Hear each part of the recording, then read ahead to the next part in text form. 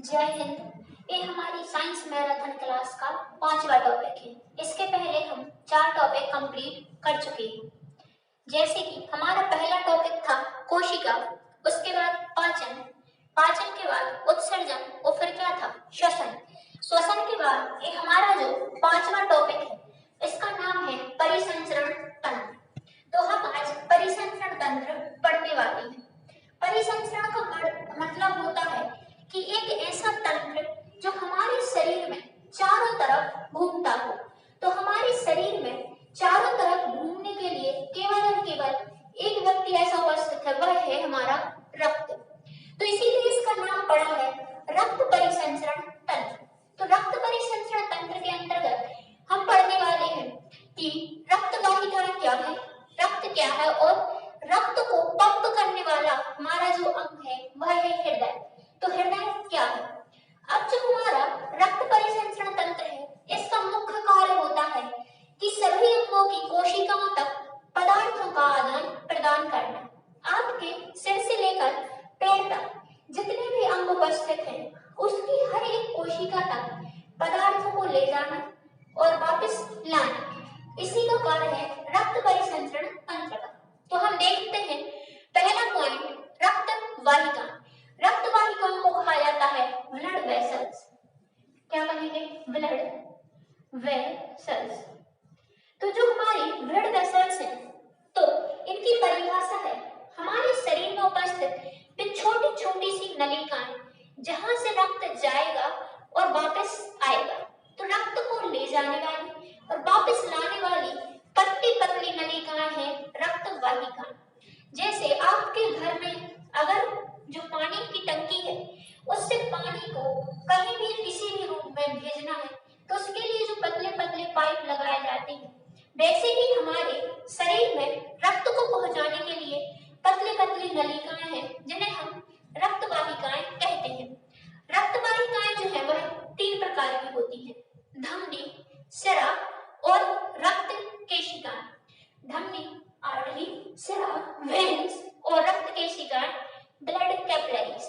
अब जो धमनी है, धमनी का कार्य है कि हृदय से अंगों तक रक्त को पहुंचाना। हमारे हृदय से शरीर के सभी अंगों तक रक्त को ले जाने का कार्य करती है हमारी धमनियां। इन्हीं का कार्य बस याद रखना आप लोग कि हृदय से अंगों तक रक्त पहुंचाना है तो धमनी। सिरा का कार्य है कि जब हर एक अंग के पास जो रक्त उपस्थित है तो अंगों से वही रक्त को हृदय तक लाना कार्य करेंगी सिराएं। अब जो रक्त केशिकाएं हैं वह हमारे हर एक अंग की हर एक कोशिका के पास उपस्थित होती है। इनमें यह ना रक्त ले जाती है और ना लाती है, इनका कार्य अलग होता है। इनका मुख्य कार्य होता है कि दोनों धमनी और सिराओं के बीच पोषक तत्वों का परिवहन करना। यह जो रक्त केशिकाएं हैं यह धमनी और सिरा दोनों से जुड़ी होती है। तो दोनों के पास जो पोषक तत्व हैं उनको आदान प्रदान करने का कार्य करती है रक्त केशिका। अब हम नेक्स्ट देखें, जो हमारी धमनियां हैं उनके पास शुद्ध रक्त होता है और जो सिराएं हैं उनके पास अशुद्ध रक्त। इसको याद रखें कि जब जो हाथी है हमारा जानवर, वो कैसा है बेचारा? शुद्ध शाकाहारी। कैसा है? शाकाहारी। अब शाकाहारी है तो हम समझ में कैसा है? हाथी शुद्ध। और हाथी कैसा चलता है? धम धम धम। तो धमनियों के पास रक्त कैसा है? शुद्ध। वैसे ही आ जाए हम सिरा पर। सिरा को समझें शेर। अब शेर कैसा है? मांसाहारी। अब जब वह मांसाहारी है शेर तो उसके पास मांसाहारी शेर कैसा हो गया? अशुद्ध हो गया। उसने मांस खाया, बेचारा अशुद्ध हो गया। तो मांसाहारी क्या है? शेर है। तो सिराओं के पास कैसा रक्त है? अशुद्ध है। याद रहेगा ना कि शुद्ध रक्त और अशुद्ध रक्त। अब इनके अपवाद भी हैं। अपवाद यही है कि हमारे शरीर की चाहे कितनी भी धमनियां हो सभी के पास शुद्ध रक्त होगा। केवल और केवल हमारी एक ऐसी धमनी जिसमें रक्त कैसा है? अशुद्ध। इसके पास शुद्ध रक्त ना होके अशुद्ध रक्त है और इस धमनी का नाम है फुफ्फुस धमनी या फिर कहें पल्मोनरी। पल्मोनरी।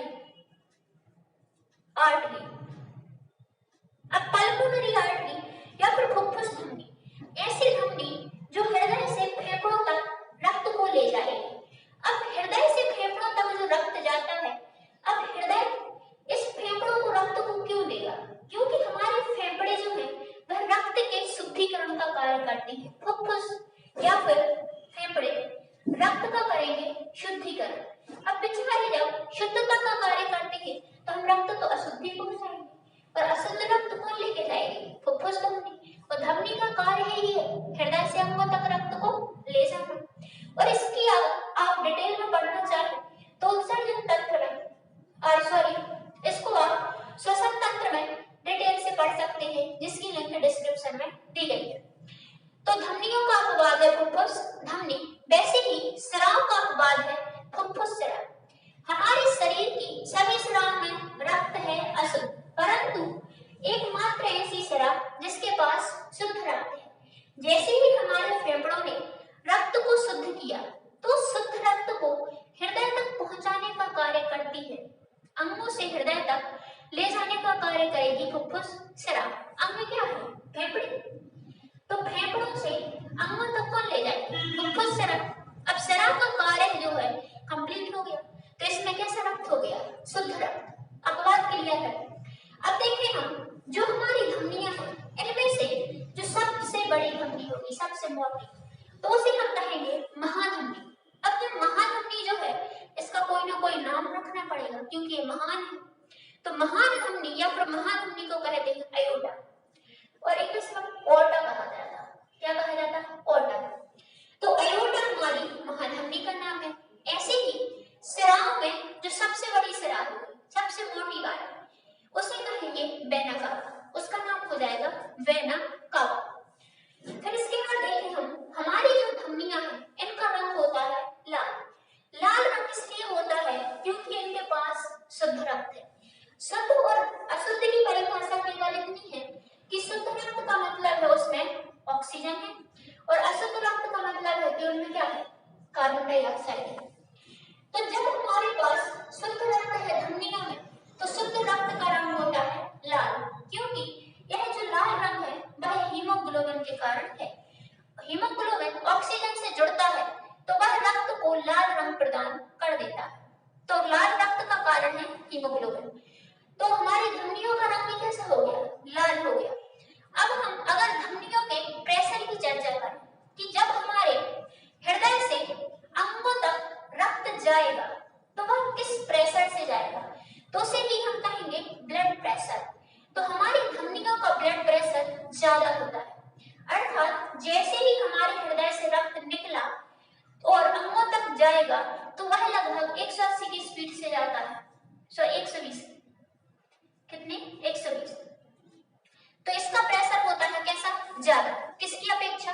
स्राव की अपेक्षा। अब अगर हम स्राव के रंग की चर्चा करें, अब स्राव में अशुद्ध रक्त है या फिर कहें कि कार्बन डाइऑक्साइड युक्त रक्त है, तो जैसे ही कार्बन डाइऑक्साइड हमारे रक्त में प्रवेश कर जाए तो रक्त के रंग को बैंगनी बना देती है, क्योंकि यहाँ पर हीमोग्लोबिन कार्बन डाइऑक्साइड से जुड़ के लाल रंग प्रदान नहीं कर सकता, जिसके कारण अशुद्ध रक्त का रंग बैंगनी या फिर गहरा नीला हो जाता है।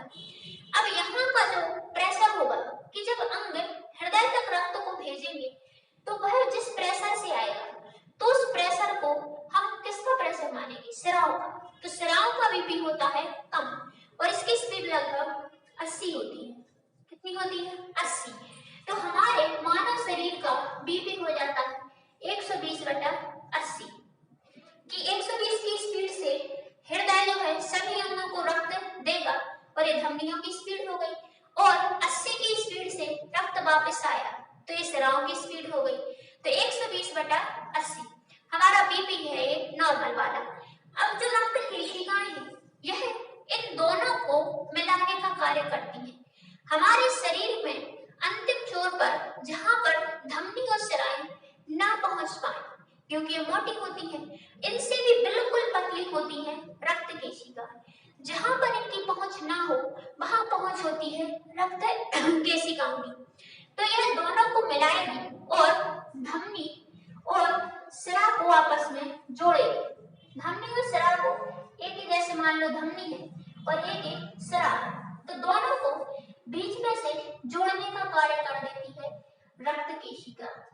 कौन कर देगी? रक्त की केशिका। अब रक्त की केशिका का कार्य है कि धमनियों के पोषक पदार्थों को सिराओं में या फिर सिराओं के पोषक पदार्थों को धमनियों में, जहां जिसकी आवश्यकता है उसको परिवहन करना।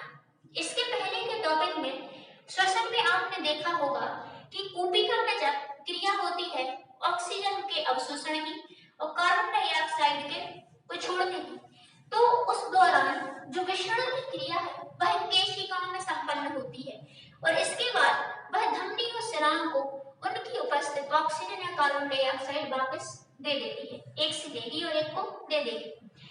तो इस तरह से हमारी रक्त वाहिकाएं कार्य करती हैं, धमनी, सिराएं और केशिकाएं। इसके बाद हम नेक्स्ट पॉइंट देखें अपनी परिसंचरण तंत्र का, रक्त। इसके पहले एक और पॉइंट बता दें कि परिसंचरण तंत्र जो है वह दो प्रकार का होता है, एक होता है बंद और एक होता है खुला।